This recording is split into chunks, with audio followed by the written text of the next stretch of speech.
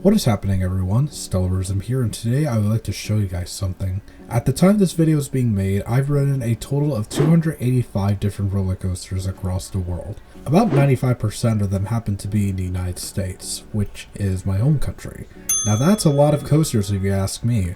Now, as much as I would love to experience roller coasters outside the US, there are still some standout coasters I need to make my way out into the US. Now, there are parks that I've been to that I could say that have some really standout attractions, including a coaster that somebody like myself or another enthusiast would put in their top 10. But needless to say, that doesn't mean I've been to every park in the US. So that's why I'm going to show you guys my top 5 bucket list coasters in the United States. Now, one thing to just keep in mind is that everything on this list is what I put in my opinion onto.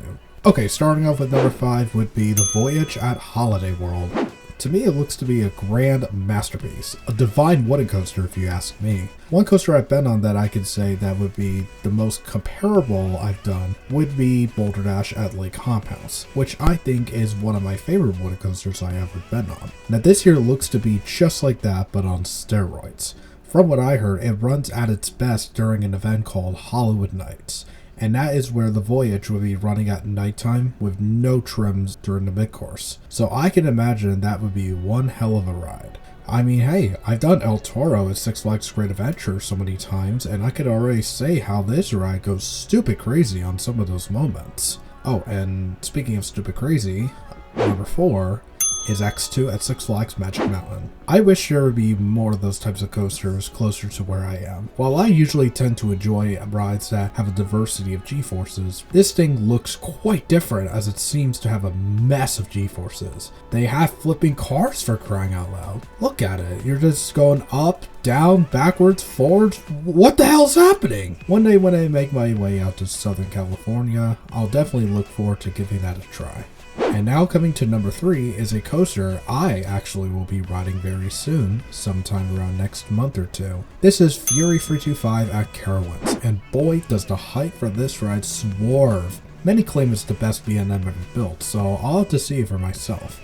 The closest I would get to riding Fury is Orion at Kings Island, which I thought was an absolutely amazing ride, despite how polarizing it can get amongst other enthusiasts. Sometime this summer, I'm definitely going to make my way out to ride this beast, because this looks awesome.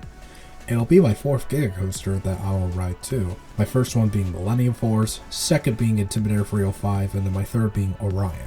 And now coming to number 2, I have Iron Gwazi at Busch Gardens, Tampa, and man, does this look absolutely immense and godlike. Godlike!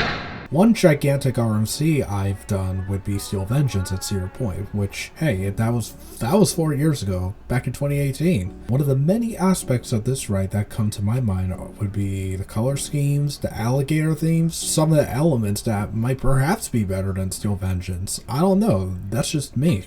Oh yeah, and for those that don't know, purple is my favorite color, so that brings a big taste for Iron Gwazi. And this is a ride that is different from anything else in Busch Gardens, Tampa. An airtime machine is one thing they needed, but with crazy and intense elements. And this, ladies and gentlemen, is one of the reasons why Florida is a must visit for me. Although I've been to Florida, but not in a while. But here I have another reason to visit Florida, which is where my number 1 bucket list coaster is located. And I mean in the United States. My number 1 spot actually goes to Velocicoaster at Universal Studios Islands of Adventure. And I actually remember coming to Universal when the Jurassic Park area had some construction areas. This here, and I mean this here, looks to be a ride that I believe might be a top 5 coaster for me. Coming from someone who loves Intamin so much, I think this seems to be the coaster that almost has everything to define a nearly perfect coaster. Tons of theming, great elements including airtime moments, inversions, intensity, etc. That Mosasaurus roll does look crazy, and from what I heard, a lot of people say it's like one of the best elements in the world, if not the best. Once I get the opportunity to return to Universal, I'll make sure that I must do this, because this is a ride that I feel like I must ride at some point in my lifetime.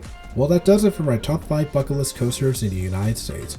Hope you guys enjoyed the video, because if you did, please be sure to leave a like, and you can go ahead and hit that subscribe button. Thanks for watching, and I'll see you guys soon. you.